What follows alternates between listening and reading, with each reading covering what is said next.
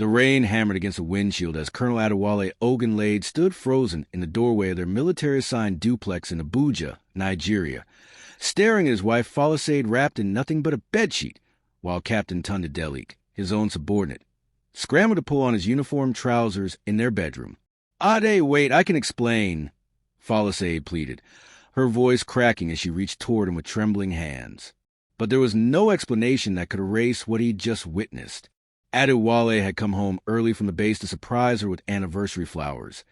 12 years of marriage reduced to this gut-wrenching moment of domestic betrayal.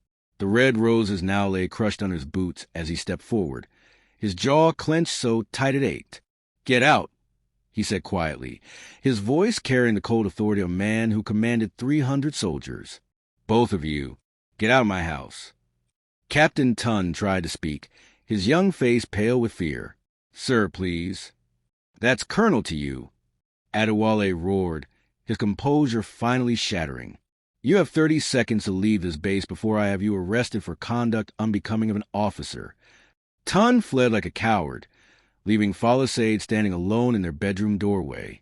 She was 38, still beautiful with her caramel skin and expressive eyes that had once looked at Adewale with genuine love. Now those eyes held only panic and shame. "Ade, please, let me." "I said get out." He grabbed her arm, not roughly but firmly, and began pulling her toward the front door. The neighbors were already gathering on their porches, drawn by his shouting. Military housing in Abuja was tight-knit. Everyone knew everyone's business. "At least let me get dressed." Falisaid cried, clutching the sheet around her body. "You should have thought about that before you brought that man into my bed." Adewale's voice broke slightly, betraying the agony beneath his rage. "You want clothes? Fine." He stormed into their bedroom, yanked open her closet, and began throwing dresses, shoes, and handbags out the front door into the rain. Their 2 children, 14-year-old Ayamide and 10-year-old Kayamaka, had been at his mother's house in Lagos. Spared from witnessing this nightmare, at least he protected them from that. Falisaid stood on the porch, now wearing a hastily grabbed Ankara dress, mascara running down her face in black streaks. "You're making a mistake, Adewale. You don't know what you're doing." "What I'm doing?" He laughed bitterly. "I trusted you. I gave you everything. And you brought a junior officer, a man I mentor, into our home, into our bed." The gathering crowd of neighbors whispered and pointed. Colonel Ogunlade's humiliation was complete, broadcast live across the military base for everyone to witness. This kind of scandal could damage his career, his reputation built over 20 years of service. "Please," Falisaid whispered, her voice suddenly different, stronger, almost warning. "Ade, if you kick me out now, you'll regret this. I'm begging you to listen." "I'm done listening to you." He slammed the door in her face, locked it, and slid down against the wood, finally allowing himself to break. Outside, he heard her crying, heard her trying to handle, heard her eventually call someone to pick her up. When the engine sounds faded, he remained on the floor of his hallway, surrounded by the ruins of his marriage. His phone buzzed. A message from the base commander. "Report to my office first thing tomorrow morning. We need to discuss a situation." Adewale's blood ran cold. What situation? Had Tun filed a complaint? Was he being investigated for assaulting his wife in front of witnesses? Then another message appeared from an unknown number. "You have no idea who you just kicked out of your house, Colonel. Check your wife's personnel file. Better yet, check tomorrow's promotion announcements. Don't forget to like, subscribe, and turn on notifications for more gripping stories of betrayal and revenge. What would you do if you caught your spouse cheating with someone you work with? Comment below." Morning light filtered through the curtains of Adewale's now empty bedroom, but he hadn't slept. He'd spent the entire night on the couch, alternating between rage, grief, and growing confusion about that cryptic text message. His phone sat on the coffee table like a ticking bomb, that unknown number still glowing on the screen. "Check your wife's personnel file." At 0600 hours, he showered, put on his uniform with mechanical precision, and drove through Abuja's awakening streets toward the defense headquarters. The city was alive with morning vendors selling akara and bread, Danfo buses honking, and professionals in Ankara and Western suits rushing to work. But Adewale saw none of it. His mind kept replaying Falisade's final words. You'll regret this. What would you do if you walked in on this kind of infidelity in marriage? Hit like if you've ever felt betrayed by someone you trusted completely. And comment below where you're watching from. Lagos, Nairobi, Atlanta, London? Let's connect. The base commander's secretary, Mrs. Amaka, looked up with sympathetic eyes as Adewale entered. He's waiting for you, Colonel. And I'm sorry about what happened. So everyone knew. The emotional manipulation of public disgrace was complete. Brigadier General Okoro sat behind his massive mahogany desk, his face unreadable. At 55, he was a decorated officer who'd served in peacekeeping missions across West Africa. He didn't invite Adewale to sit. Colonel Ogunlade, I've received multiple reports about a domestic disturbance at your residence yesterday evening. His voice was formal, clipped. Care to explain? Adewale's jaw tightened. Sir, I discovered my wife engaged in infidelity with Captain Adewale.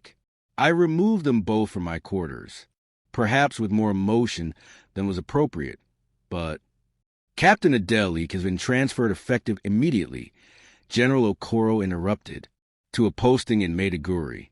He won't be your problem anymore. Relief flooded through Adewale. Thank you, sir.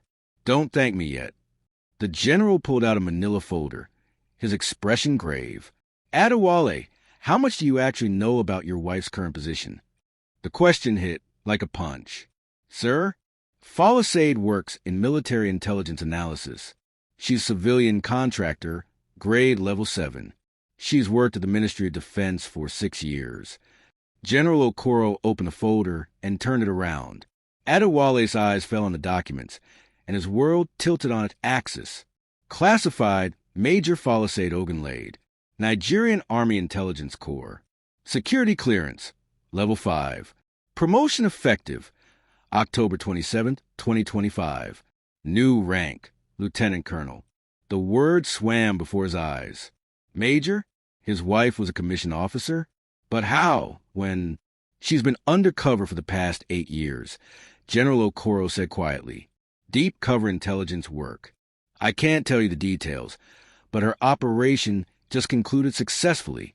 The promotion to Lieutenant Colonel was approved 3 days ago by the Chief of Defense Staff himself. Adewale's legs went weak. He gripped the desk edge. That's impossible. We've been married 12 years.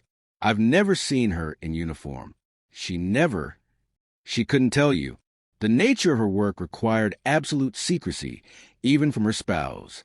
The general's voice held something Adewale couldn't quite identify. Was it pity? Her cover was so deep that only 5 people in the entire armed forces knew her real assignment. Then Captain Adewale? Adewale's voice trailed off as the horrifying implications crashed over him. Was likely part of her operation. I don't have those details. General Okoro closed the folder. What I do know is this. You publicly humiliated a decorated intelligence officer who outranks you as of this morning. You threw her belongings into the street in front of dozens of witnesses, and you did it all based on assumption. The room spun.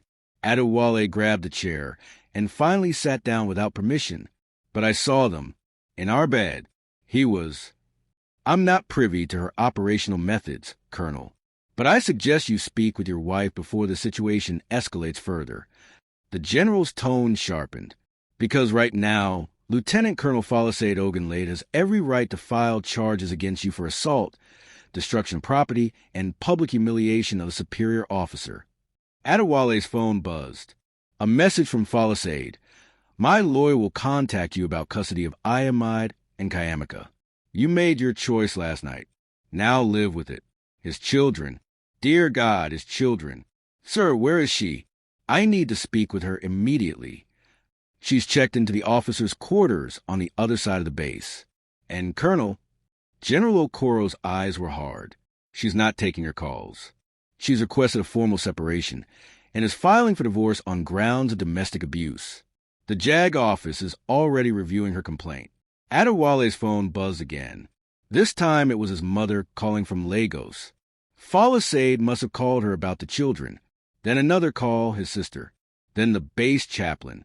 The cheating spouse narrative he'd assumed was true was crumbling, replaced by something far more complex and devastating. "You're dismissed, Colonel." And Adewale. The general's voice softened slightly. "I've known Folklore for 5 years in her real capacity. Whatever you think you saw last night, I'd bet my pension there's more to the story." Adewale stumbled out of the office, his mind reeling. In the hallway, he nearly collided with a group of junior officers who quickly saluted and stepped aside. But he saw it in their eyes. They'd heard. Everyone had heard about the colonel who kicked out his wife, not knowing she was about to outrank him. His phone rang. An unknown number. Against his better judgment, he answered. "Colonel Adewale?" A woman's smooth voice, professional and cold. "This is Attorney Chidinma Nwosu, representing Lieutenant Colonel Folklore Adewale. My client wishes to inform you that she's filed for an emergency custody hearing regarding your minor children. Given your violent behavior and unstable emotional state, she's requesting primary custody with supervised visitation only for you." "Violent? I never touched her."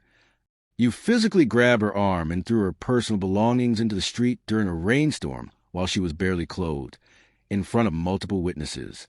Several neighbors have already provided statements." The lawyer's voice was surgical, cutting through every protest. "The hearing is scheduled for Friday at 0900 hours at the Federal High Court. You're advised to retain counsel." The line went dead. Adewale stood in the empty hallway of the defense headquarters, his perfect life shattered around him, and realized he just declared war on a woman who'd spent 8 years operating in the shadows of military intelligence, a woman who now outranked him and had the full weight of the Nigerian army legal system on her side. His phone buzzed one more time. A text from Folklore herself. "You should have listened to me, Ade. I tried to warn you. Now you'll learn what it means to underestimate me." What do you think? Was Folklore really cheating? Or was this all part of her intelligence work? Drop your theories in the comments. Don't forget to subscribe and hit that notification bell so you don't miss what's coming next. 3 days had passed since Adewale's world imploded, and he sat across from attorney Obi Ikechukwu in a cramped office in Abuja's Garki district, surrounded by towers of legal files and the smell of stale coffee. The lawyer was 42, sharp-eyed and expensive, but he was the best family law attorney in the Federal Capital Territory. "Let me be frank with you, Colonel," Obi said, tapping his pen against a notepad filled with scribbled notes. "Your wife has built an airtight case against you in 72 hours. She has witness statements from 8 neighbors who saw you physically remove her from your home. She has photographs of her belongings damaged by rain. And she has a psychiatric evaluation stating you exhibited uncontrolled rage and potential danger to family members." Adewale's head throbbed.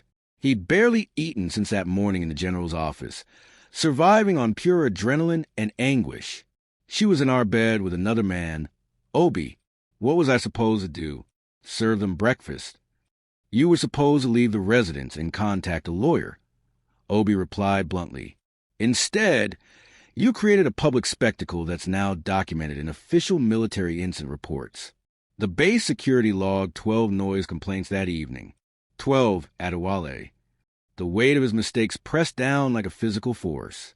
Outside the window, Abuja's traffic hummed, Okadas weaving between cars, street vendors selling plantain chips and pure water sachets, life continuing as if it wasn't falling apart. What about Captain Adewale? Adewale demanded.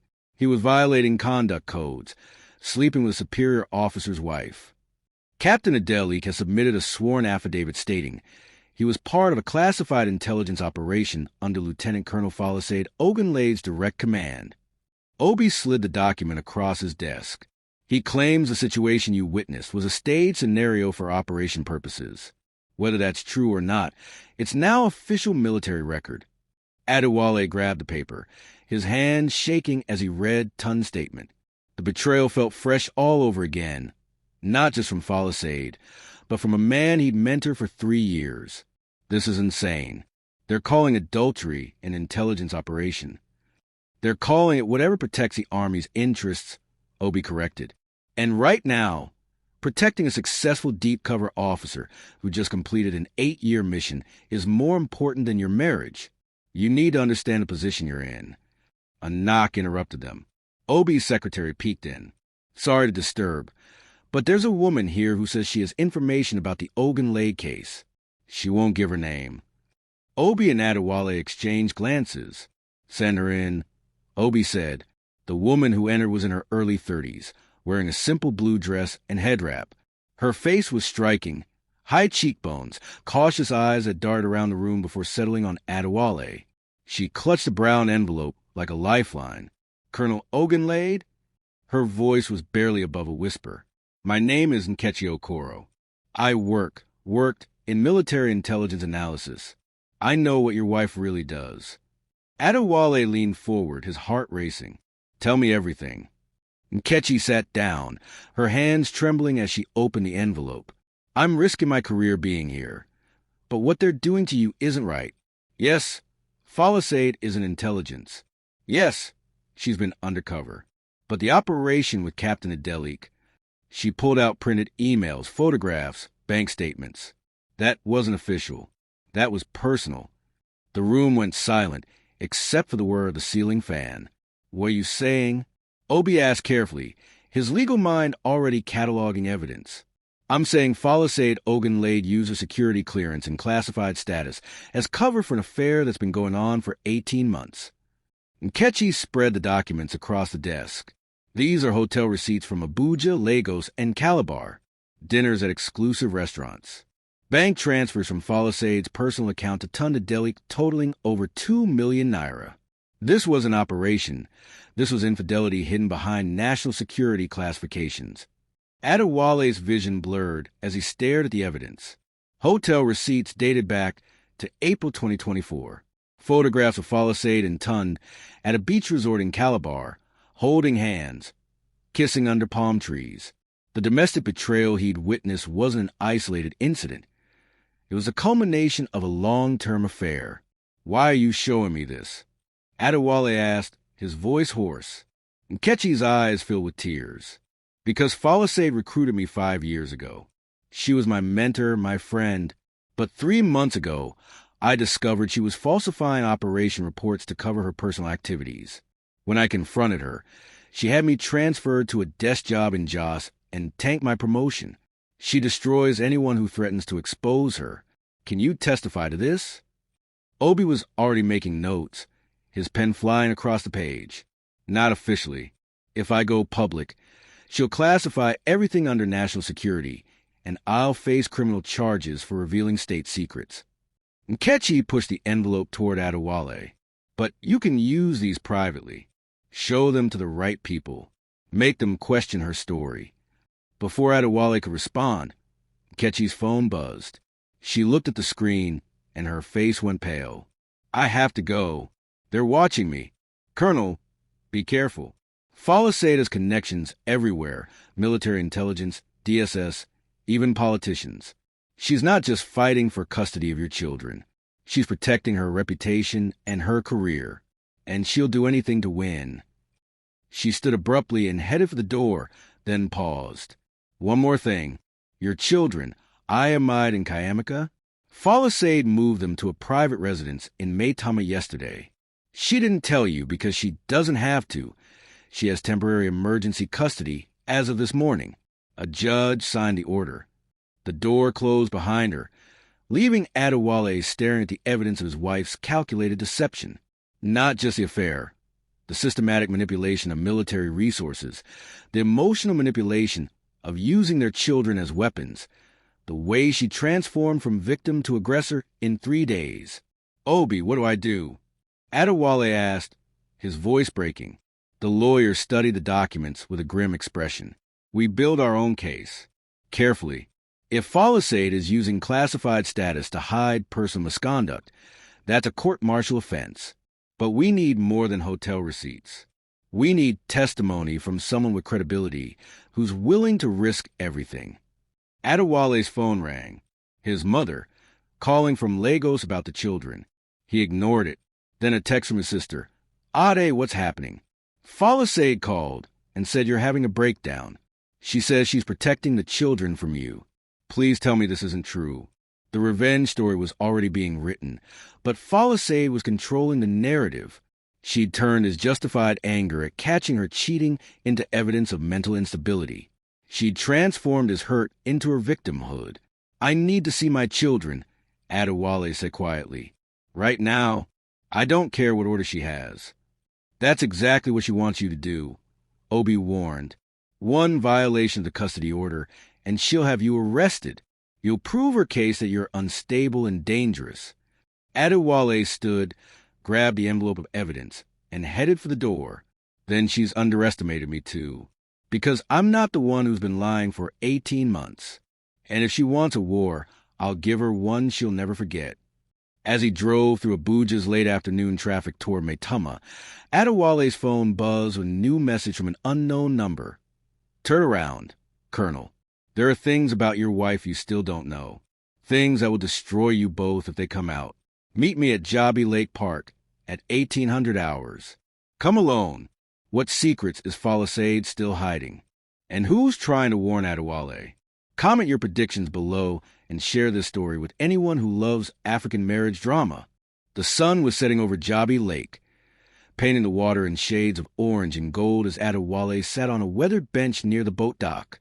Families strolled past, mothers in colorful Ankara gowns pushing strollers, fathers teaching children to ride bicycles, young couples sharing roasted corn from street vendors. Normal life. The kind of life he'd thought he had just 4 days ago. At exactly 1800 hours, a man in civilian clothes approached. He was tall, dark-skinned, perhaps in his mid-40s, with the bearing of a military officer even in jeans and a polo shirt. His eyes scanned the area professionally before he sat down beside Adewale. "Colonel Ogunlade, I'm Major Chidi Okafor, Military Intelligence Directorate." He didn't offer his hand. "What I'm about to tell you never happened. This conversation doesn't exist." Adewale's jaw clenched. "Another intelligence officer. Is everyone in my life a spy? Your wife is brilliant at her job, Colonel. Perhaps too brilliant." Chidi pulled out a tablet, shielding the screen from passers-by. "What you're about to see is classified, but certain people believe you deserve to know the truth before tomorrow's custody hearing." The screen showed surveillance footage. Falisade in a hotel room in Lagos, but not with Captain Adewale. With a man Adewale recognized immediately. Senator Dubum Namdi, chairman of the Senate Committee on Defense. A married man with 4 children, known for his public stance on family values and traditional marriage. Adewale's stomach turned. "How long?" 3 years. The affair with Captain Adewale started 18 months ago, but Senator Namdi has been her primary relationship since 2022. Chidi swiped to more images, bank transfers, property documents, photographs from Dubai, London, Paris. "The senator has funded a life your military salary never could. That house in Maitama, where she's keeping your children? He bought it. The Mercedes she drives? His gift." Her so-called intelligence operations often conveniently coincided with the senator's travel schedule. The co-parenting conflict suddenly made more sense. Falisade wasn't just fighting for custody. She was protecting a lucrative arrangement that her marriage to Adewale had provided perfect cover for. "Why are you telling me this?" Adewale asked, his voice tight. "If she's your colleague." "Because she's crossed lines that endanger national security." Chidi's voice was ice cold. "Senator Namdi sits on committees with access to classified defense information. We believe Falisade has been sharing intelligence with him. Pillow talk that's compromised operations and potentially cost lives. But we can't touch her without proof, and she's too careful. Every communication is encrypted. Every meeting has plausible deniability." Adewale stared at the lake, watching a young family board one of the rental boats. His children loved coming here. Ayamide had learned to swim in this lake 5 years ago. Kayamika had celebrated her 8th birthday at the park pavilion. Now those memories felt contaminated. "You want me to be your weapon against her," Adewale said flatly. "I want you to understand what you're fighting. Tomorrow in court, Falisade will present herself as a devoted mother and decorated officer wronged by an abusive husband. She'll have character witnesses, psychiatric experts, military brass supporting her story. You'll look like a jealous, violent man who couldn't handle his wife's success." Chidi closed the tablet. "Unless you know how to counter her narrative, with classified information I'm not supposed to have? Adewale shook his head. That'll get me court-martialed. Or it could save your relationship with your children and expose a traitor. Chitty stood. Your choice, Colonel. But make it fast. Because while you're agonizing over playing fair, Falisaid is 3 moves ahead. He walked away, leaving Adewale alone with the tablet and the weight of impossible decisions. His phone rang. Finally, a call he'd been desperate for. His daughter Kayamika. Daddy? Her voice was small, frightened. Mommy says you're sick. She says you hurt her, and we can't see you anymore. That's not true, right? You wouldn't hurt Mommy? Adewale's heart shattered. Baby girl, I would never hurt your mother. There's been a terrible misunderstanding. Let me talk to him. Falisaid's voice in the background. Then she was on the line. Adewale, you're violating the custody order by calling my phone. It's my phone, too. That's our family plan. His voice rose, drawing stares from nearby families. He forced himself to breathe. Falisaid, please. Let me explain to the children. They deserve to know. What? That their father is unstable? That he physically assaulted their mother in front of neighbors? That he's so consumed with jealousy and rage that a court had to intervene? Her voice was calm, controlled, devastating. The children know everything they need to know. And tomorrow, a judge will confirm that they're safer with me. I know about Senator Namdi, Adewale said quietly. The silence on the other end was deafening. When Falisaid spoke again, her voice carried a warning.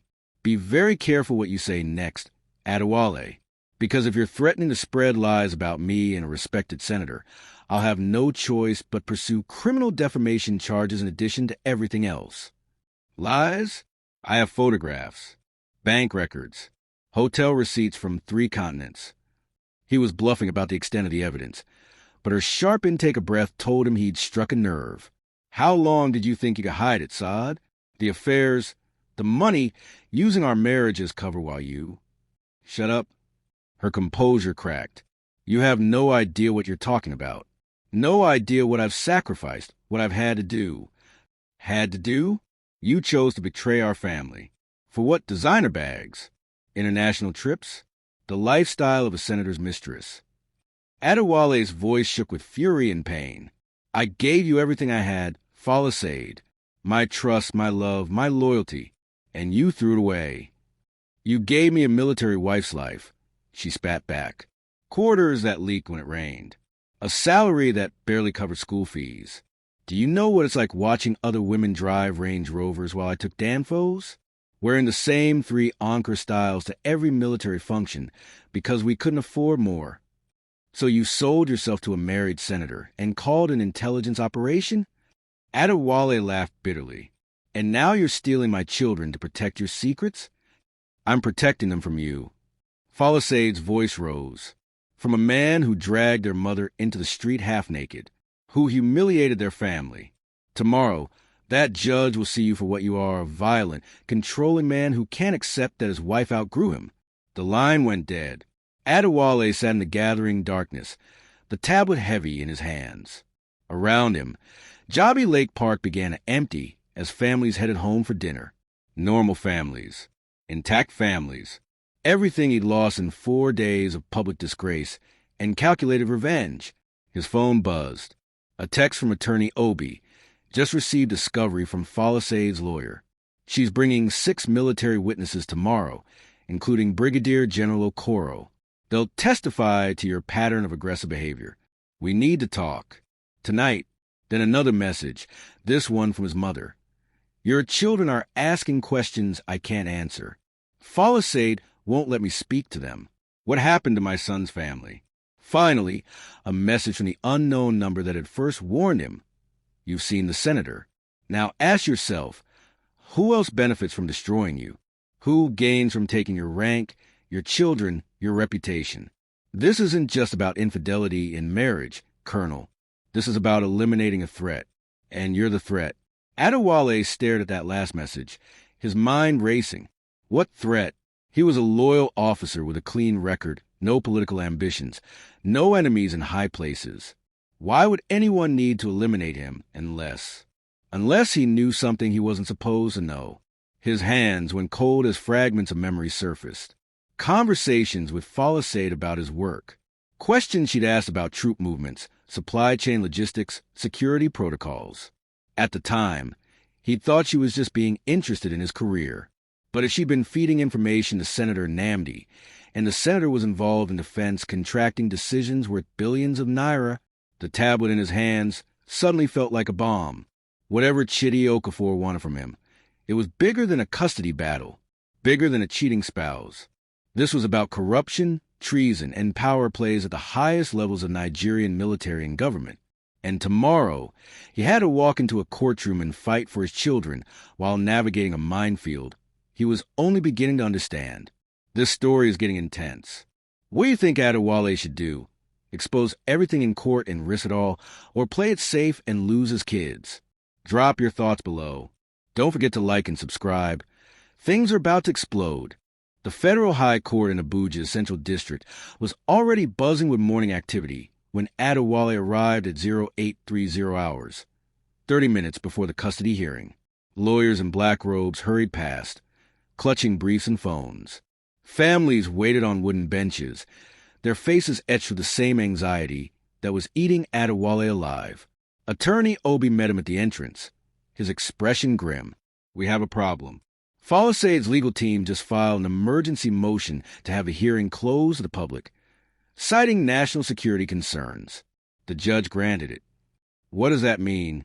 Adewale adjusted his dress uniform, the medals on his chest suddenly feeling like weights. It means no media, no spectators, and anything you try to introduce about Senator Namdi or classified operations can be blocked as a threat to state security. Obi guided him through the security checkpoint. "She's boxing you in Adewale, in a closed courtroom, with military witnesses backing her story. You're walking into an ambush." They entered courtroom 4B, a wood panel room that smelled of old books and tension. Falasade was already seated at the plaintiff's table with her lawyer, attorney Chidinma Nwosu, and two other legal associates.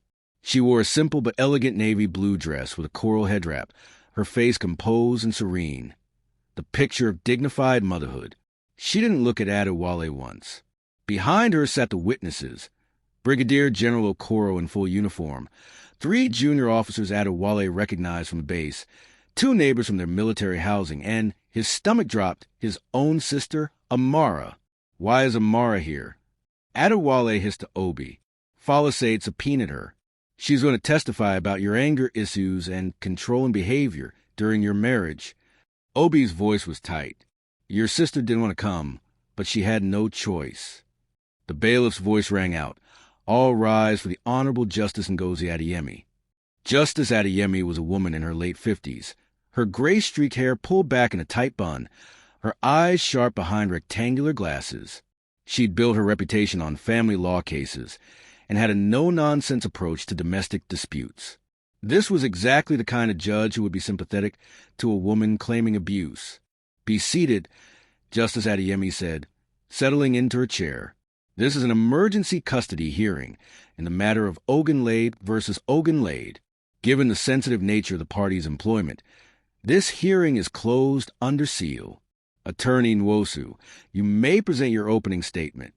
Chidinma Nwosu stood, her presence commanding. "Your Honor, this case is about protecting 2 innocent children, 14-year-old Ayamide and 10-year-old Kayamika Ogunlade, from a father whose violent outbursts and public humiliation of their mother demonstrates he is currently unfit for custody. Lieutenant Colonel Falasade Ogunlade is a decorated military intelligence officer who has served her country with distinction for 15 years. On the evening of October 24th, her husband, Colonel Adewale Ogunlade, physically assaulted her, destroyed her personal property, and expelled her from their home while she was partially clothed, in full view of their residential community. Adewale's hands clenched under the table. Every word was carefully chosen, technically true but stripped of all context. "We will present testimony from multiple witnesses who observed Colonel Ogunlade's aggressive and unstable behavior." Chidinma continued. "We will show a pattern of emotional manipulation and control that has characterized this marriage.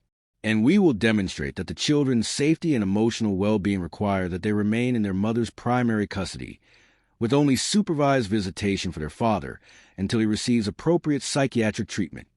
She sat down, and Adewale felt the walls closing in. Obi stood for his opening.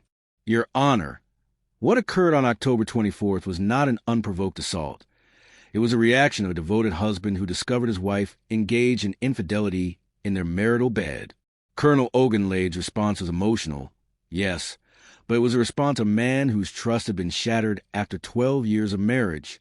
We will show that Lieutenant Colonel Folklore Adewale has systematically manipulated military protocols and classifications to hide personal misconduct, and that her sudden pursuit of custody is motivated not by concern for the children's welfare, but by a desire to control the narrative and protect her own reputation.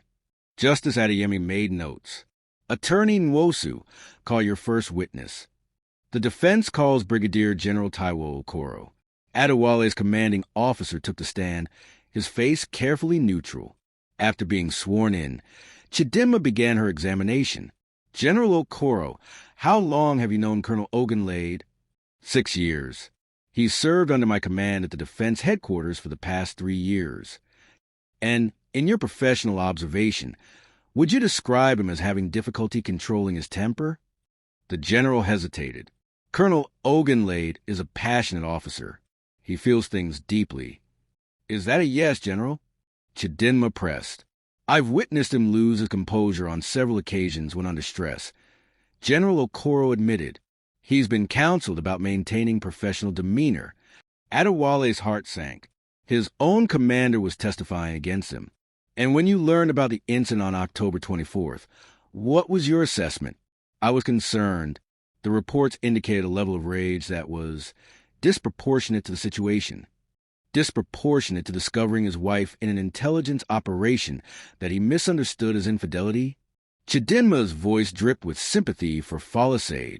The appropriate response would have been to remove himself from the situation and seek clarification through proper channels. The general said carefully, when Obi cross-examined, he tried to recover ground. General Okoro, if you discovered your spouse in bed with another person, what would your immediate emotional response be? Objection, Chidinma called. The general's hypothetical response is irrelevant. Sustained, Justice Adeyemi ruled. One by one, the witnesses testified. The neighbors described hearing shouting, seeing Folklore's belongings thrown into the rain, watching Adewale physically pull her toward the door. The junior officer spoke about his intimidating presence and authoritarian leadership style. Each testimony painted him as a man barely in control, prone to explosions of anger. Then Amara took the stand, and Adewale's last hope crumbled. Ms. Adewale. Chidinma began gently. You're the defendant's sister, correct? Yes. Amara's voice was barely audible. She refused to meet Adewale's eyes. In the years you've observed your brother's marriage, have you witnessed behavior that concerned you? Objection, Obi stood. This called for speculation. Your Honor, family members are often the most aware of domestic dynamics, Chidinma argued. I'll allow it. Answer the question, Ms. Adewale. Amara's hands twisted in her lap. Ade has always been intense. When he commits to something, he commits completely, including his marriage.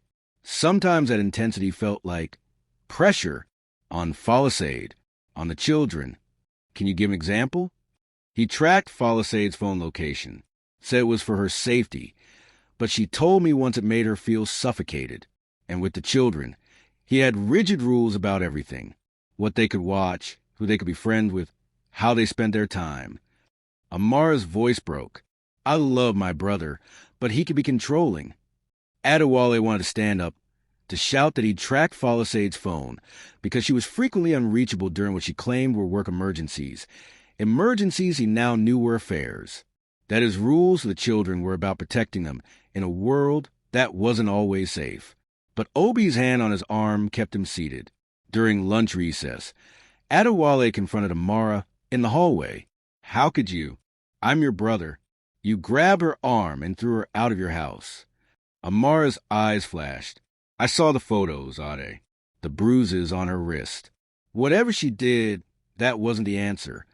She's been cheating on me for years, with multiple men, taking money, living a double life. And you have proof of that? Real proof that isn't classified information you're not supposed to have.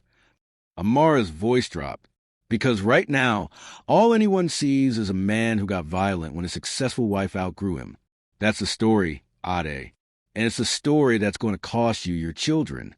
She walked away, leaving Adewale standing in the courthouse corridor, surrounded by strangers, more alone than he'd ever been.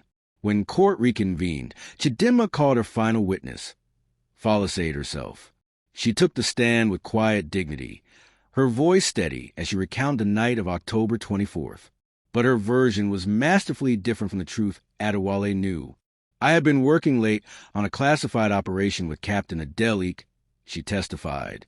We returned to the house to retrieve some documents I'd forgotten. My husband came home unexpectedly and immediately jumped to the worst conclusion. I tried to explain, but he wouldn't listen. He just kept screaming, grabbing me, throwing my things. I was terrified. Did you fear for your physical safety? Chidinma asked. Yes. Falisaid's eyes filled with tears. In that moment, I didn't recognize the man I'd married, the father of my children. He was someone else, someone dangerous. And your children's well-being, what's your primary concern? That they maintain a relationship with their father, but in a safe, structured environment until he gets help. Falisaid looked directly at the judge. I don't want to punish Adewale. I want him to heal. But I can't risk my children's safety while he does. It was a perfect performance. Concerned mother, loyal officer, magnanimous ex-wife. No mention of Senator Namdi, 18-month affairs, or the millions in unexplained bank transfers. When Obi began his cross-examination, he came out swinging. Lieutenant Colonel Ogunlade, you testified that you and Captain Adewale were working on classified documents. What documents? I can't disclose that information in open court, even under seal. National security protocols. Convenient, Obi muttered. Let me ask you this. How many times in your 8-year intelligence career have you brought work partners to your private residence? Objection, relevance. Chidinma called. Your Honor, this goes to the credibility of the witness's explanation, Obi argued. I'll allow it. Answer the question, Lieutenant Colonel. Falisaid's jaw tightened. Occasionally, when situations required it. How occasionally? 5 times? 10? 50? I don't have an exact number. Obi pulled out a document, Nkechi's evidence. Your Honor, I'd like to enter into evidence bank statements showing repeated large transfers from the witness's personal account to Captain Adewale, totaling over 2 million naira. Transfers that coincide with hotel stays in Lagos, Calabar, and Port Harcourt. The courtroom erupted. Chidinma shot to her feet. Objection. Where did the defense obtain private financial records? This is a violation of... These records were provided by a whistleblower concerned about the misuse of military resources. Obi stated calmly, they're authenticated copies, Your Honor. Justice Adeyemi examined the documents, her expression unreadable. I'll allow them pending verification. Lieutenant Colonel, can you explain these transfers? Falisaid's composure finally cracked. Those were operational expenses. Captain Adewale was an asset who required financial support for his cover. 2 million naira for cover? Over 18 months. Obi pressed. And these hotel stays, were those also operational? Because these receipts show rooms booked under your personal name, not government accounts. Romantic dinners. Couple spa packages. You're twisting everything. Falisaid's voice rose. You have no idea what intelligence work actually involves. I know it doesn't usually involve a 3-year affair with a married senator who chairs a defense committee, Obi said quietly. The courtroom went silent. Chidinma was on her feet, shouting objections.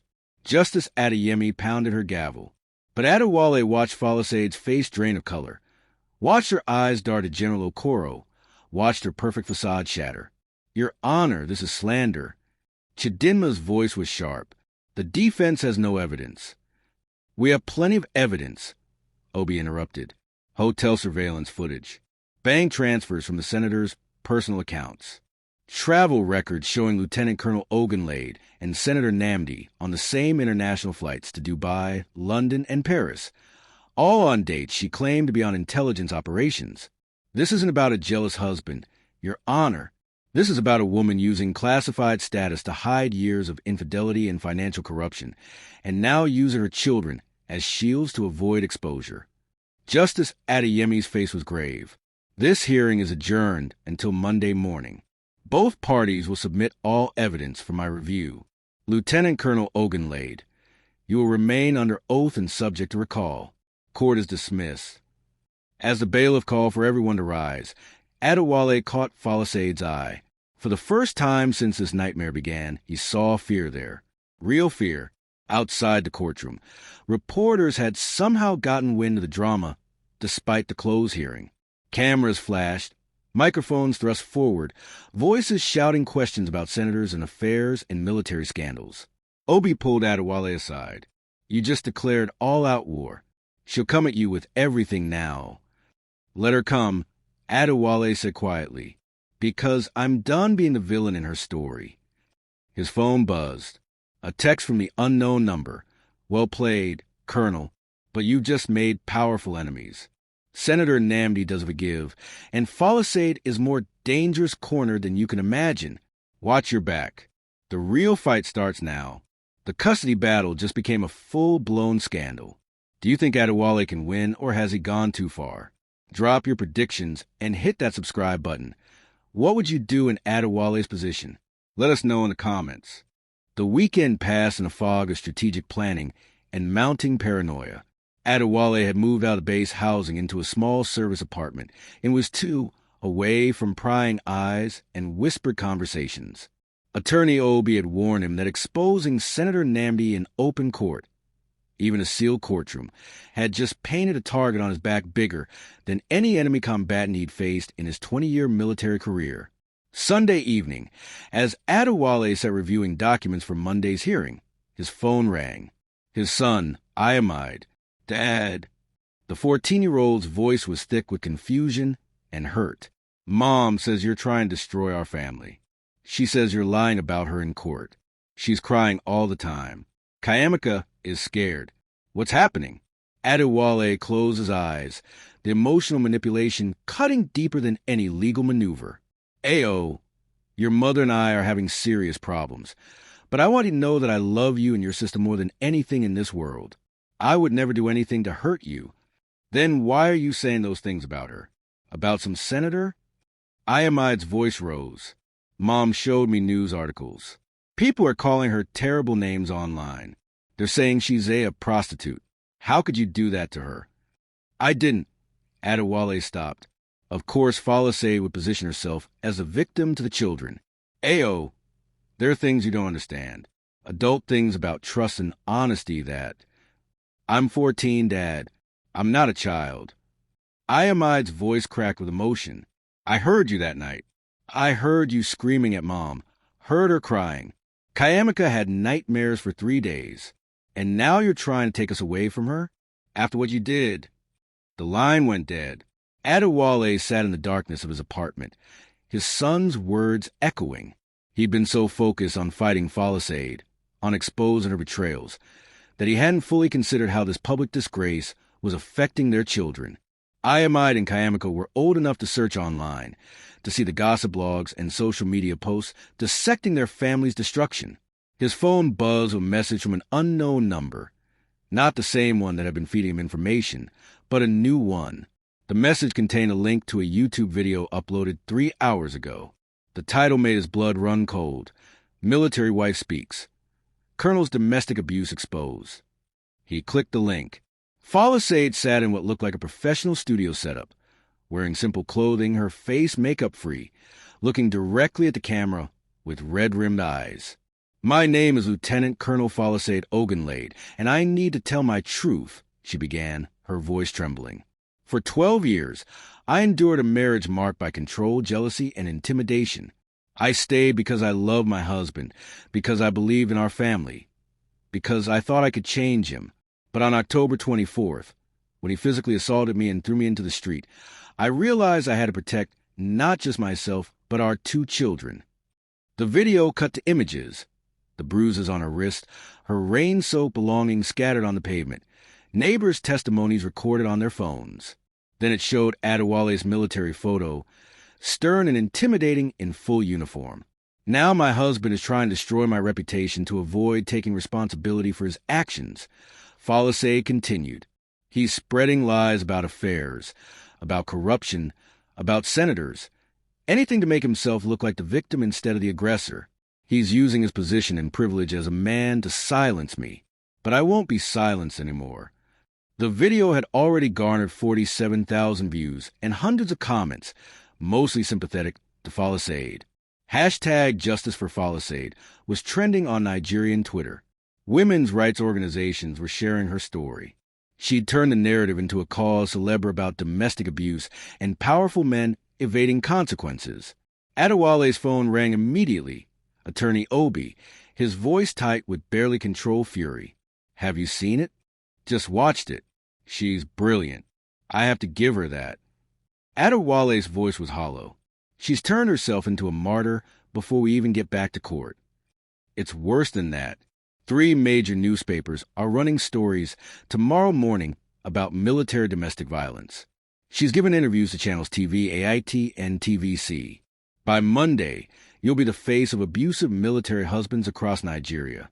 Obi paused. Adewale, I need to ask you something, and I need complete honesty.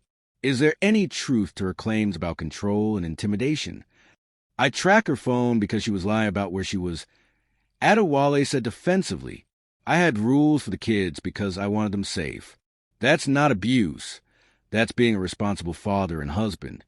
That's how you see it. But to a judge, to the public, it looks like a pattern of controlling behavior that escalated to physical violence. Obi's sigh was heavy. We need to pivot our strategy. The evidence against Folklore is strong, but if you're convicted in the court of public opinion, it won't matter what we prove in actual court. They talked for another hour, strategizing, but Adewale could hear the doubt creeping into his lawyer's voice. By the time he hung up, exhaustion had settled into his bones. He tried to sleep, but couldn't. At 2 a.m., his phone buzzed with a message from the original unknown number. Tomorrow in court, Folklore will reveal something that changes everything.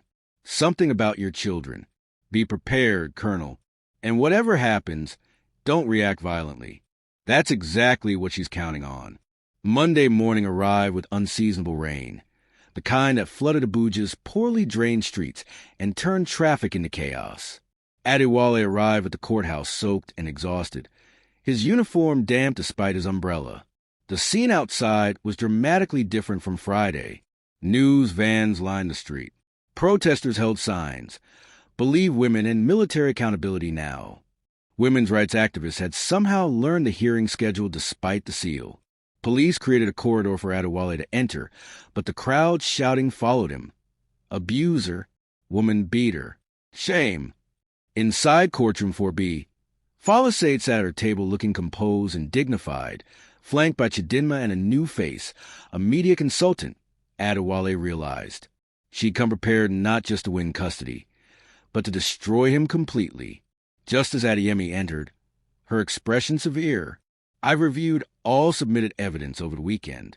This case has taken turns I did not anticipate. Before we proceed, I want to address the elephant in the room, the YouTube video and media campaign that Lieutenant Colonel Ogunlade has initiated. Attorney Nwosu, does your client understand that this kind of public commentary during ongoing litigation is highly irregular? Your Honor, my client exercised her right to free speech to defend herself against malicious allegations. Chidinma responded smoothly. She's been silent for too long about the abuse she suffered. Very well. We'll proceed with testimony. Attorney Nwosu, call your next witness. Your Honor, the plaintiff recalls Lieutenant Colonel Folklore Ogunlade to the stand. We have additional testimony regarding the children's welfare. Folklore took the stand, her hands folded calmly in her lap. Chidinma approached with a folder. Lieutenant Colonel, you've been caring for Ayamide and Kayamika since October 24th. How have they adjusted to the separation from their father? It's been difficult, Folklore said softly, especially for Kayamika. She's had nightmares. Ayamide has been withdrawn, angry. They're confused and hurt. Have they expressed any feelings about their father? Ayamide is old enough to remember that night. He's told me he's afraid of his father's temper. He doesn't want to be alone with him. Falisade's voice broke slightly. Kayamika keeps asking when things will go back to normal. I don't have an answer for her. And there's something else you need to tell the court, isn't there? Chidinma prompted gently. Falisade nodded, tears forming. Yes, Kayamika isn't Colonel Ogunlade's biological daughter. The courtroom erupted. Adewale felt the floor tilt beneath him. Obi grabbed his arm, keeping him in his seat, but Adewale's vision had narrowed to a tunnel focused solely on Falisade. Order. Justice Adeyemi's gavel cracked. Order in this courtroom. When silence finally fell, Chidinma continued. Can you explain, Lieutenant Colonel? 10 years ago, I had a brief relationship with someone else during a rough patch in my marriage. Adewale and I had been fighting constantly. He was deployed, I was lonely, and I made a terrible mistake. Falisade wiped her eyes. When I discovered I was pregnant, I tried to end it, but I couldn't go through the abortion. I told Adewale the baby was his, and we tried to make the marriage work. For years, I thought I'd taken that secret to my grave. Why reveal it now? Chidinma asked. Because Kayamika deserves to know the truth. Because Adewale's rage that night, it wasn't just about catching me with Captain Adelik. Deep down, I think he's always suspected. That suspicion has poisoned our marriage, made him controlling and jealous. Falisade looked directly at Adewale, her expression sorrowful. I'm sorry, Ade. I should have told you years ago. But I was scared. Scared you'd leave us. Scared you'd hurt me. Scared of exactly what happened on October 24th. Adewale couldn't breathe. Kayamika, his baby girl, the child he'd taught to ride a bicycle, whose scraped knees he'd bandaged, who called him daddy with absolute trust, wasn't his? Your Honor, Chidinma said, we've submitted DNA test results to the court. They confirm that Colonel Ogunlade is not Kayamika's biological father. Given this revelation, we're requesting that custody arrangements reflect this reality. Ayamide should have supervised visitation with his biological father, but Kayamika has no legal obligation to maintain a relationship with a man who is, legally, a stranger. No, the word escaped Adewale's lips before he could stop it. No, that's not true. Kayamika is my daughter. I raised her. I love her. You can't. Colonel Ogunlade, control yourself, Justice Adeyemi warned. But Adewale was standing now, Obi pulling at his arm, the room spinning. This is another lie, another manipulation. She's using our daughter, my daughter, as a weapon. Your Honor, this outburst demonstrates exactly why supervised visitation is necessary, Chidinma interjected. The colonel is unstable, volatile. I want paternity tests. Adewale shouted. I don't believe her. She's lied about everything else. Why would this be different? We've already submitted the test results. Chidinma said calmly. Perhaps you'd like to review them? Or are facts inconvenient to your narrative? Obi was finally pulling Adewale back into his seat, whispering urgently, Stop. You're playing right into her hands. This is what she wanted. You losing control in front of the judge. Justice Adeyemi's voice cut through the chaos. We'll take a 30-minute recess. Colonel Ogunlade, I suggest you collect yourself. When we return, I'll hear from the defense, and then I'll make my ruling on temporary custody arrangements. Bailiff, clear the courtroom. In the hallway, Adewale collapsed onto a bench, his head in his hands. Obi stood guard, preventing reporters from approaching. Is it true? Adewale whispered. Could she really have hidden this for 10 years? The DNA results look legitimate. Obi admitted reluctantly. But Adewale, even if they're real, you've been Kayamika's father in every way that matters. Family law recognizes de facto parentage. We can fight this. How? How do I fight when everything I thought I knew is a lie? Adewale looked up, his eyes red. My wife was never who I thought she was. My daughter isn't biologically mine. My son thinks I'm an abuser. What's left? The truth. A voice said behind them. They turned to see Major Chidi Okafor, the intelligence officer from Jabi Lake Park. He wore civilian clothes, but carried himself with unmistakable military bearing. With him was a woman Adewale didn't recognize. Late 30s, professional attire, carrying a briefcase. "Who are you?" Obi demanded. "Attorney Zainab Bello, Military Justice Division." The woman said, "Major Okafor has briefed me on Lieutenant Colonel Ogunlade's situation. We have information relevant to this custody case. Information about Falisade's intelligence work and her relationship with Senator Namdi that goes far beyond marital infidelity." "What kind of information?" Adewale asked, hope flickering despite everything. Chitty pulled out a tablet. "Evidence that Falisade has been sharing classified defense intelligence with Senator Namdi for 3 years. Evidence that the senator has been using that intelligence to manipulate defense contracts worth over 50 billion naira. Evidence that Captain Adelik wasn't just her lover. He was helping her steal state secrets. And the paternity test?" Adewale's voice broke. Zainab's expression softened. "We believe that's legitimate. I'm sorry, Colonel, but what we can prove is that Falisade has been building this custody case as insurance against prosecution. She knew we were investigating her. She needed a narrative that would make her sympathetic, make you the villain, and give her leverage if charges were filed. Can we use this in court?" Obi asked urgently. "Not directly, it's classified. But we can file a parallel military investigation that will raise serious questions about Lieutenant Colonel Ogunlade's fitness as a parent. We can also leak certain details to sympathetic journalists." Zainab glanced at her watch. "Your recess is almost over. When you go back in there, don't offend yourself against a paternity revelation. Accept it. Show the judge you're capable of loving Kayamika regardless of biology. Prove you're the stable parent." And then, Adewale asked, "Then we hit Falisade with treason charges." Chitty said coldly, "We've been building this case for 8 months. We just needed her to feel secure enough to make a mistake. Her YouTube video, her media campaign, she's exposed herself. By tomorrow morning, she'll be under military arrest." Adewale looked between them, his mind reeling. "And my children? What happens to them when their mother is arrested for treason?" "That's for you and the family court to decide," Zainab said gently. "But I'd rather they have one parent who's honest, even if he's flawed, than one who's a traitor wrapped in victimhood." The bailiff appeared. "Court is resuming."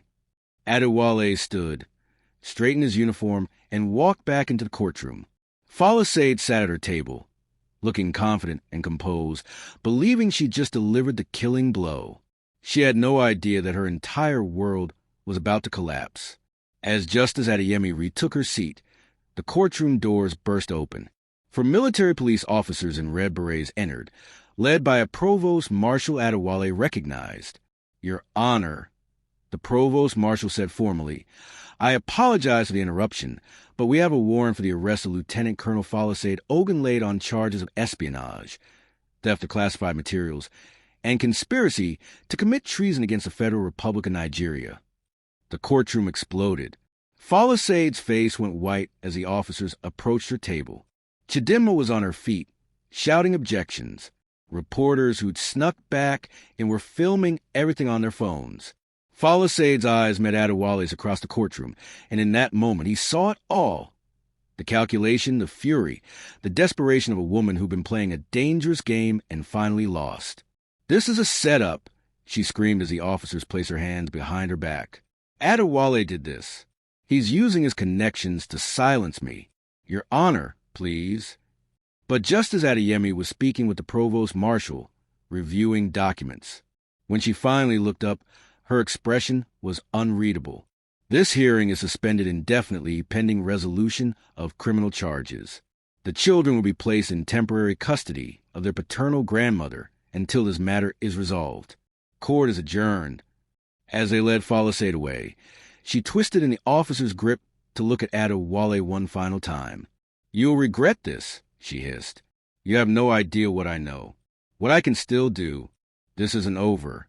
But Adewale was already thinking about his children, about how to explain to Ayamide and Kayamika that their mother was under arrest, that their family would never be the same, that love and biology weren't always the same thing. He walked out of the courthouse into the rain, ignoring the shouting reporters, ignoring everything except the knowledge that he'd won the battle, but the war for his children's hearts had just begun. Wow! Did not see that treason arrest coming. But what happens next to the kids? And is this really over?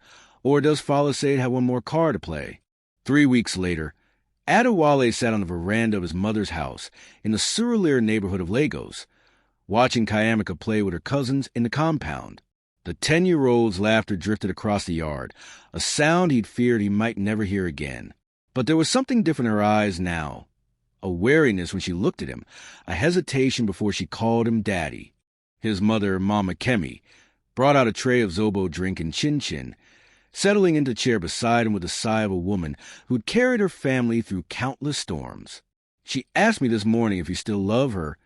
Mama Kemi said quietly, now that she knows. Adewale's chest tightened. What did you tell her? I told her that love isn't carried in blood. It's carried in every scraped knee you bandaged, every nightmare you chase away, every school recital you attended when you could have been anywhere else. His mother's weathered hand covered his. I told her you're her father in every way that matters, and DNA is just letters on a page. Inside the house, Ayamide was on a video call with Folklore. The court had granted her supervised phone contact twice weekly from the military detention facility where she awaited trial. The 14-year-old emerged now, his face troubled. Dad, Mom wants to talk to you. Adewale's jaw tightened. Tell her. Please. Ayamide's voice cracked. She's still my mother, despite everything. Taking the phone, Adewale walked to a quiet corner of the veranda. Folklare's face filled the screen, thinner now, without makeup, wearing the plain gray uniform of a detained officer. But her eyes still held that sharp intelligence, that calculating quality he'd once mistaken for depth. Adewale, her voice was neutral. Thank you for taking my call. I'm doing it for Ayamide, not for you. I know. She looked away, then back. I need you to understand something. The charges they're bringing, the espionage, the treason, it's more complicated than they're making it seem. I was running a counterintelligence operation that went sideways. Senator Namdi was my target, not my accomplice. But the evidence got twisted, and now... Stop. Adewale's voice was cold. Stop lying. Even now, even facing 20 years in military prison, you can't just tell the truth. You were selling secrets for money and lifestyle. You betrayed your country, your oath, and your family. Own it. Folklare's composure cracked slightly. You're right, about some of it. I made terrible choices. The affair with Tun started as operational cover and became real. Senator Namdi offered me a life I couldn't afford on our salaries, and I convinced myself I deserved it after years of sacrifice. Her voice dropped. But I never stopped loving our children. You have to believe that. Our children? Adewale's laugh was bitter. Kayamika isn't mine, remember? You made sure the whole court knew that. You used our daughter, a 10-year-old child, as a weapon in your revenge plot. I was desperate. Folklare's eyes filled with tears. You humiliated me in front of everyone. You were going to take them from me.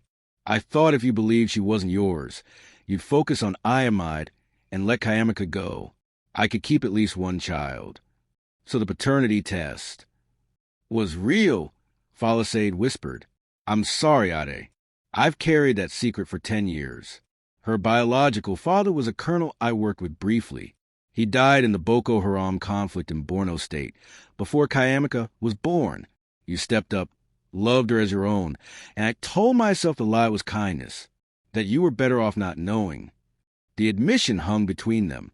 Despite everything, the betrayals, the manipulation, the public disgrace, this truth cut deepest. Not because Kayamika wasn't biologically his, but because Folklore had stolen his choice to know, to decide, to love her with full understanding. Does she know about her biological father? Adewale asked. No, I couldn't bring myself to tell her. She's already lost so much. Folklore wiped her eyes. Ade, I know I have no right to ask anything of you, but please, don't let her grow up thinking she's the reason our family fell apart. Don't let my mistakes poison how she sees herself. Before Adewale could respond, his phone buzzed with an incoming call from Attorney Obi. "I have to go. The prosecution team needs to meet." "Wait, Adewale, one more thing." Falisade's voice took on an edge of urgency. "Be careful around Major Okafor and that military justice attorney, Zainab Bello. They're not your friends. They used both of us to get to Senator Namdi. You were collateral damage in a bigger political game." "What are you talking about? Why do you think they waited until I was in court to arrest me? Why the dramatic entrance instead of a quiet detention?" Falisade's smile was sad. "Because they needed maximum publicity. They needed the scandal to force the Senate into investigating Namdi's defense contracts. You and I were just pawns. Our children are pawns. And when this is over, the people who destroyed our family will get promotions while we pick up the pieces." The line went dead before Adewale could respond. That evening, Adewale met with Attorney Obi and Major Chidi Okafor at a quiet restaurant in Victoria Island. The upscale establishment was nearly empty on a Tuesday night, affording them privacy to discuss the ongoing investigation. "The prosecution is offering Falisade a deal," Chidi announced without preamble. 15 years reduced to 7 if she testifies against Senator Namdi. Full cooperation, detailed accounting of every classified document she shared, every conversation, every transaction. And if she refuses? Adewale asked. 25 years minimum. She'll be 63 when she's released. Ayamide will be 39, Kayamika 35. She'll miss their entire lives. Chidi's voice was matter-of-fact, but Adewale caught the calculation behind it. She's scheduled to decide by Friday. Attorney Obi leaned forward. "Adewale, if she takes the deal and testifies, this case becomes the biggest military corruption scandal in Nigerian history. You'll be in the spotlight, the wronged husband, the devoted father. Your career could actually benefit from the publicity. Promotions, assignments, media attention." Something cold settled in Adewale's stomach. "You want me to encourage her to testify? To trade 7 years in prison for destroying the father of our children's half-siblings? To feed a political machine that doesn't care about Ayamide or Kayamika?" "I want you to ensure justice is served," Chidi corrected. "Senator Namdi has been stealing from defense budgets for years. Soldiers in the Northeast are fighting Boko Haram with inadequate equipment because men like him siphon funds. Your wife helped him do it. She doesn't deserve sympathy." "Maybe not," Adewale agreed. "But my children deserve a mother who's not destroyed. They deserve a chance at some kind of normal life." "Normal?" Chidi's voice hardened. "Colonel, there's no normal after this. The question is whether you use the situation to rebuild something better or whether you let misplaced loyalty to a traitor sabotage your own future." Adewale stood, his decision crystallizing. "I think I'm done being used by people who claim to care about justice but really only care about winning. Thank you for your counsel, Attorney Obi. Major Okafor, tell your superiors that I won't be participating in any media campaigns or public statements against Falisade. She made her choices. I've made mine." He left the restaurant and drove through Lagos's chaotic nighttime traffic. The go-slows on 3rd Mainland Bridge.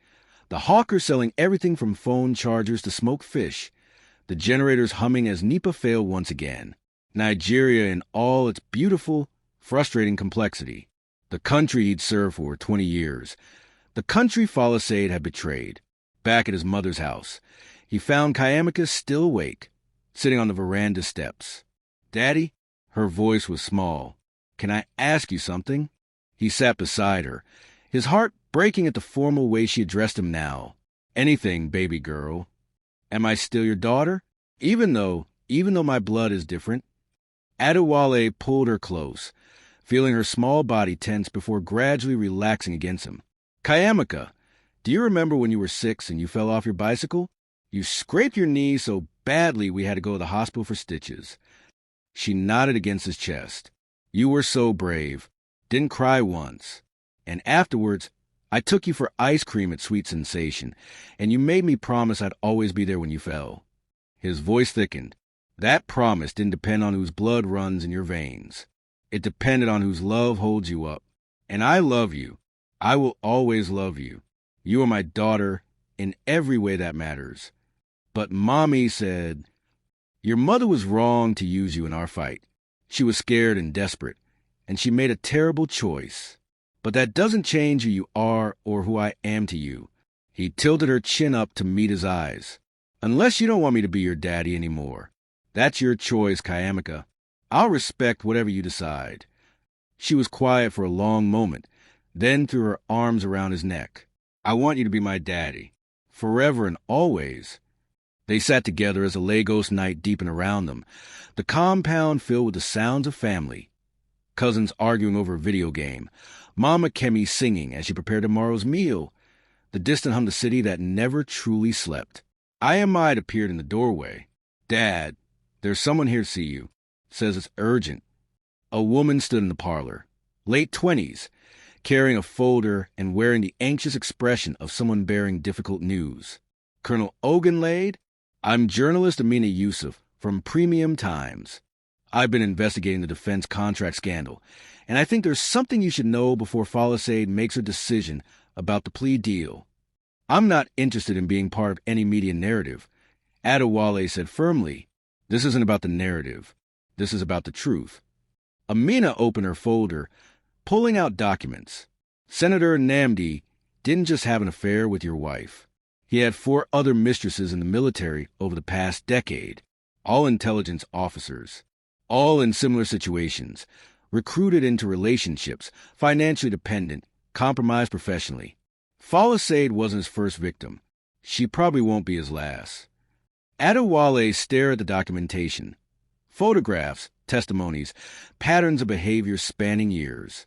"Why are you showing me this?" "Because the plea deal the prosecution is offering Falisade puts all the blame on her. It portrays her as the mastermind and Senator Namdi as the victim of her seduction. But that's not true. He's a predator who systematically targets female officers, exploits them, and then discards them when they become liabilities." Amina's voice was passionate. "Your wife made terrible choices, but she was also manipulated by a man with far more power and resources. That matters. What you want from me?" Adewale asked quietly. "Permission to tell the full story. Not just the cheating wife and wronged husband narrative, but the systemic exploitation of women in the military. The way men like Senator Namdi weaponize relationships and careers." Amina met his eyes. "I know you're angry at Falisade. You have every right to be. But if we don't expose the full truth, this will happen again to someone else's wife, someone else's family."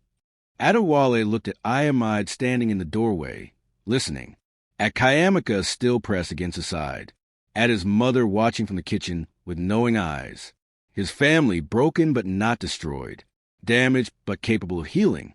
"Tell the story," he said finally. "All of it. Falisade's choices and Namdi's exploitation. My mistakes and the system that failed us all. But keep my children out of it. They've suffered enough." Amina nodded, gathering her documents. "Thank you, Colonel. This matters more than you know." After she left, Ayamide approached his father. "Dad, does this mean Mom might get a lighter sentence?" "I don't know, son. That's for judges and lawyers to decide. But it means people will understand that betrayal and manipulation come in many forms, and sometimes the lines between victim and perpetrator are more complicated than they seem." "Do you still love her?" Ayamide asked quietly. "Even after everything?" Adewale considered the question carefully. "I love the woman I thought she was. I grieve the marriage we could have had if we both made different choices. But the woman she actually is..." He shook his head. "That's someone I'm still learning to understand. Maybe someday I'll forgive her. Maybe not. But I can still want justice for her while holding her accountable for her choices." 3 months later, Adewale stood in the courtroom once more, not for custody, but for Falisade's sentencing. The scandal had exploded exactly as predicted. Senator Namdi faced multiple investigations. 5 other women had come forward with similar stories. The defense budget corruption had triggered a government audit spanning a decade. Falisade had taken the plea deal, but with modifications. 12 years instead of 7, but with the possibility of parole after 8 for good behavior and full cooperation. She'd stood before the judge and admitted her crimes without excuses, without deflection. For perhaps the first time since Adewale had confronted her that rainy October night, she'd told the complete truth. As she was led away to begin her sentence, she caught Adewale's eye. She didn't smile, didn't cry, just nodded slightly, an acknowledgement of endings and consequences. Outside the courthouse, Ayamide and Kayamika waited with Mama Kemi. They'd asked to attend, to say goodbye to their mother properly. The visits would be scheduled now, once a month initially, then more frequently as the children adjusted. It wasn't the family they dreamed of, but it was honest. And perhaps honesty was a foundation. They needed to build something new. Dad. Kayamika took his hand as they walked toward the car. When I grow up, I want to be like you. Someone who tells the truth even when it's hard. Adewale squeezed her hand, his heart full despite everything. Then you'll be better than me, baby girl. Because I'm still learning that lesson myself. 6 months after Falisade's sentencing, Adewale received a promotion to Brigadier General. Not because of the scandal, but because of 20 years of dedicated service that had never wavered despite personal catastrophe. His first act was requesting assignment to the Defense Education Reform Unit, working to create better support systems for military families, better mental health resources, and clearer protocols for reporting exploitation and abuse. He never remarried. Dating felt impossible when trust had been so thoroughly shattered. But he built a full life. Devoted father to Ayamide and Kayamika, dedicated son to Mama Kemi, committed officer to his country. He attended Kayamika's school plays and Ayamide's football matches. He taught them both to drive, to balance checkbooks, to stand up for themselves without becoming cynical. On the 2-year anniversary of that October night, Adewale returned to military housing where it had all begun. New occupants lived there now, a young captain and his pregnant wife, full of hope and dreams. He stood outside for a moment, remembering the man he'd been, confident in his marriage, secure in his understanding of the world, certain of his place in it. That man was gone. In his place stood someone more complex, scarred but stronger, wounded but wiser, capable of loving without illusions and trusting without naivety. His phone buzzed. A message from Ayamide. Kayamika made honor roll again. And Mom called from prison. She sounds better. Said to tell you she's teaching GED classes to other inmates and thinking about getting a degree in counseling. Weird, right? Adewale smiled. Redemption came in unexpected forms. Falisade would never undo the damage she'd caused, but perhaps she could build something meaningful from the ruins. Perhaps they all could. He replied, not weird, hopeful. Tell your sister I'm proud of her. And tell your mother. Tell her I said keep going, one day at a time. As he drove away from the house that had witnessed his greatest humiliation and deepest heartbreak, Adewale realized something profound. Revenge wasn't about destroying the person who hurt you. Real revenge was refusing to let their betrayal destroy you. It was choosing resilience over bitterness, growth over stagnation, forgiveness, not for them, but for yourself. He'd kicked his wife out that rainy night, discovered she outranked him, watched her get arrested for treason, and fought the most painful custody battle of his life. He'd learned his daughter wasn't biologically his, and loved her anyway. He'd been publicly disgraced and privately devastated, but he'd survived. More than survived, he'd rebuilt, and that, ultimately, was the only revenge that mattered. What an incredible journey, from betrayal to redemption, from public disgrace to private victory. What did you think of the ending? Did Adewale make the right choices? Should Falisade have gotten a longer sentence? And most importantly, could you forgive like Adewale did? Drop your thoughts in the comments below. And if you love this story, don't forget to like, subscribe, and hit that notification bell for more powerful African drama stories. Share this with anyone who needs to hear about resilience, forgiveness, and the strength it takes to rebuild after betrayal. Thank you for watching this journey on Echoes of Africa. Remember, family isn't always about blood. It's about who shows up, who stays, and who loves you through the storms. Until next time, keep choosing love over bitterness and truth over comfortable lies. What story should we tell next? Comment your suggestions. God bless you all.